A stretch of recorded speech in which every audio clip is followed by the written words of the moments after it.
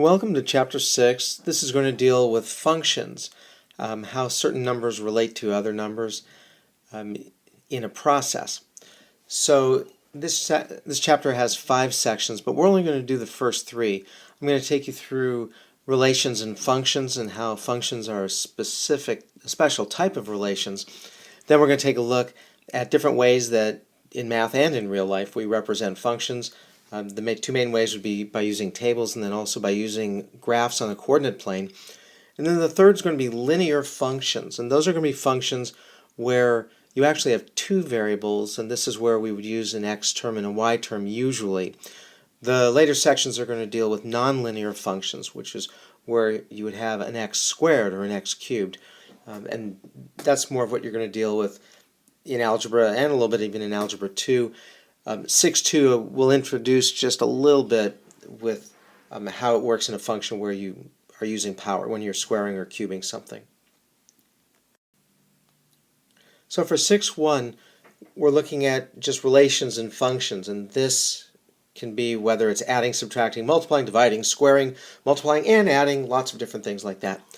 So a relation means that every single number, which we're going to call the input term, that when you run every single input term in the relation, you'll get an output term. In other words, no number is just left all by itself. Something happens to the number in it, and it'll be at least one output term. So there's some relations where actually you might get 2 output terms or even more output terms than that. A function is a special kind of relation, and in this one every input term results in exactly, and this is a really important word here, exactly one output term. So in a relation you put a number in and you know you're going to get a number out, but you may not be sure exactly which number you're going to get out. In a function there's no option. You put a number in and there's only one possible number that you can get out. In a Venn diagram, this is how they look, that you have this giant group of relations. These can be tables, graphs, all sorts of things like that. And some of those relations are special and they are called functions, and those are the ones where, as I mentioned before, when you put a number in, there's only one possible number you're going to get out. So we're going to take a look now at a few different diagrams and take a look so that way I can lead you through what's the difference between a relation and a function. Now all of these diagrams that you're going to see are relations. The question is which ones are functions and which ones aren't. When we look at relations and functions, one way of expressing these is through what's called a mapping diagram. And a mapping diagram is an oval, a circle, a rectangle, a rounded rectangle. There are lots of different ways you can express those. And you're going to have you'll usually have just 2 of them. The one on the left is going to represent the set of numbers that we're going to use as the input values. So this means we're going to put in a 0, a 1, and a 2.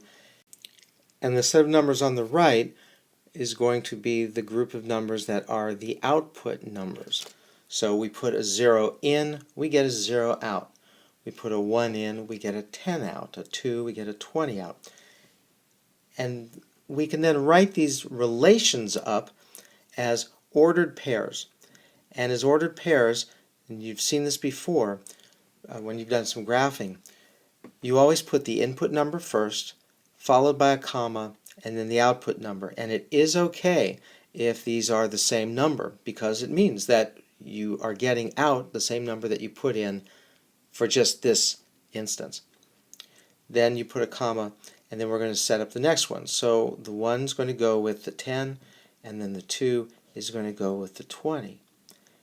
And so actually when you look at this, on this page, you have 2 different ways of representing the same relation.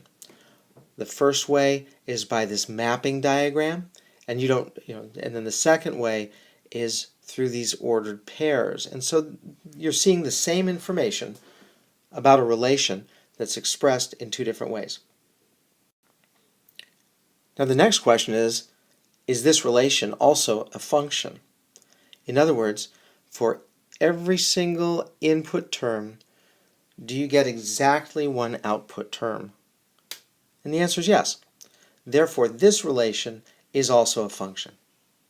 Now let's take a look at something a little different. So here I'm giving you the same numbers as the input and the output.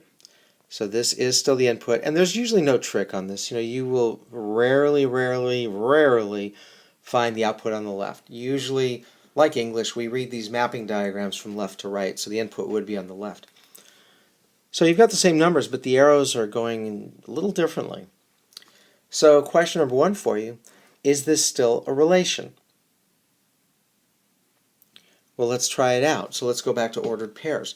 So can we write these as ordered pairs? So let's look at the 0. So what goes with the 0? A 10, okay. Can you write something with the 1? Yes, the 20. Can you write something with the 2? Yes, a 0. So therefore, because we were able to write all these ordered pairs, and that's what they're called, ordered pairs, because they go in order. You get the input first and then the output. Therefore, this is a relation.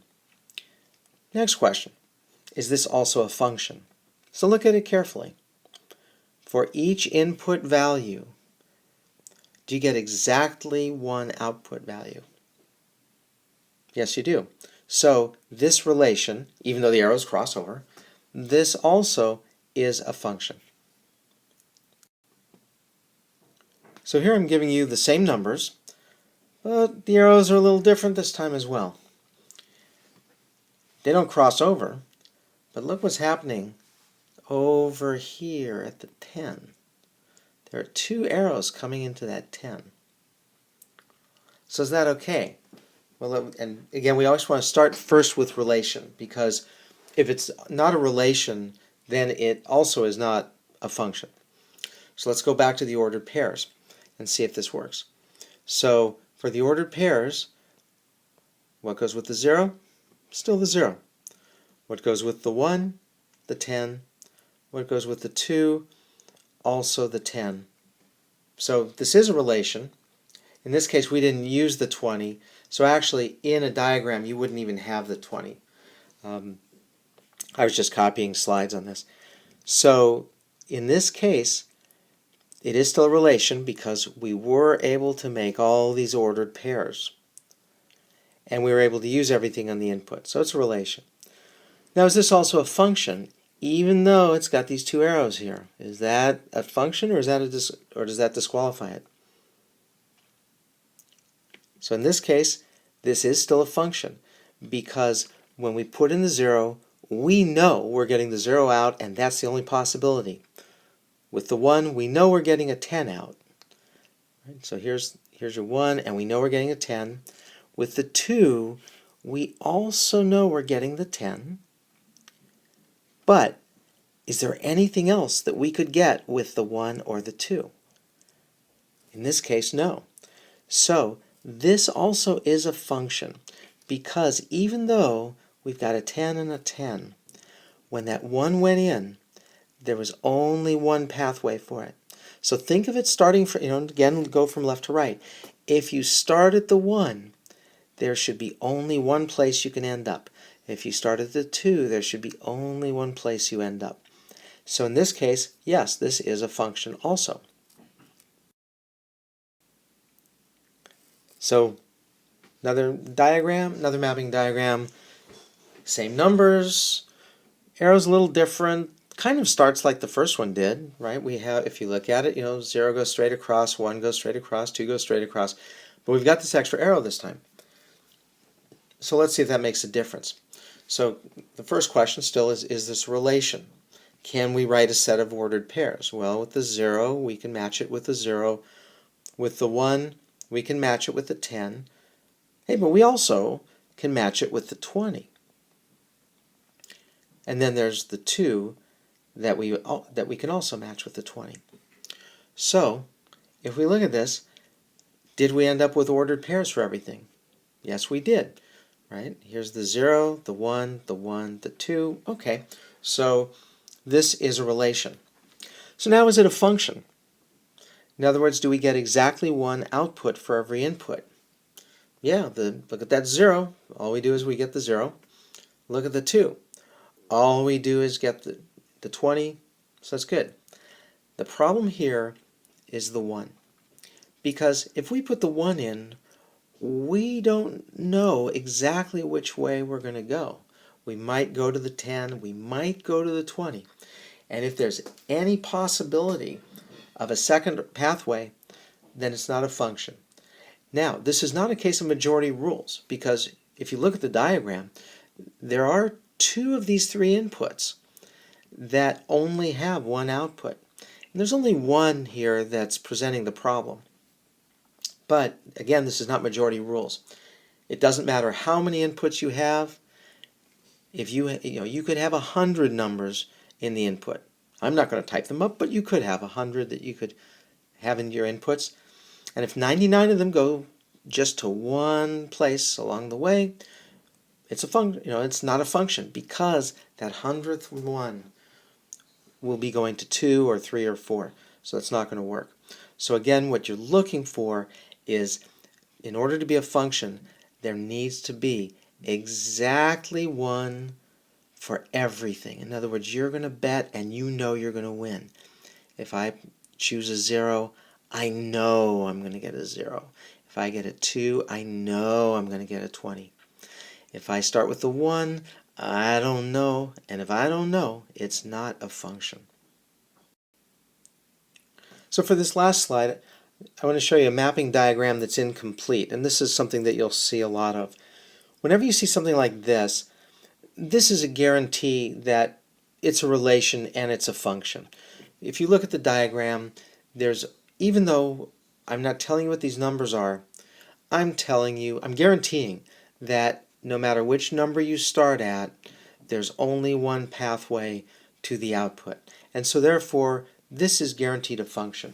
What you're going to do in problems like this is, to complete the mapping diagram or to complete the list of ordered pairs, what you're going to do is try to see what's the pattern that's going on in the numbers, in the outputs that you are given, and to then try and figure out what's going to be the missing numbers here that you then will write with the 4 and the 5. And again, if you look, the 4 is the first number, 5's first number, because those are coming from the inputs, and the input number is always first in order, first in the ordered pair.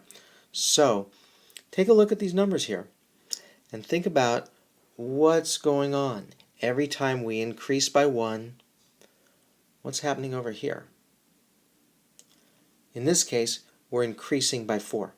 Now sometimes it could be a multiplication, but in this case I wrote it up where it's just addition. So it's increasing by 4. It's increasing by 4. So it will continue to increase by 4, which is then going to make this 15 plus 4, which is 19. And then this last one here is going to be this 19, and sometimes they'll ask you to write it in the diagram, sometimes just as an ordered pair. For the 5, that 5 output is going to be 4 more than the 19, which will be 23. And that's how you show the answers in a mapping diagram like this, and then end up with the ordered pairs that go with it. Okay, so now that you've gone through all this, you can go onto Edmodo and do the problems from the textbook that are listed in the section 6.1. I'll also put a post for you in terms of which problems you can skip out of those. There also will be an answer key that you can then check your work, and as always, if you have questions, be sure to ask.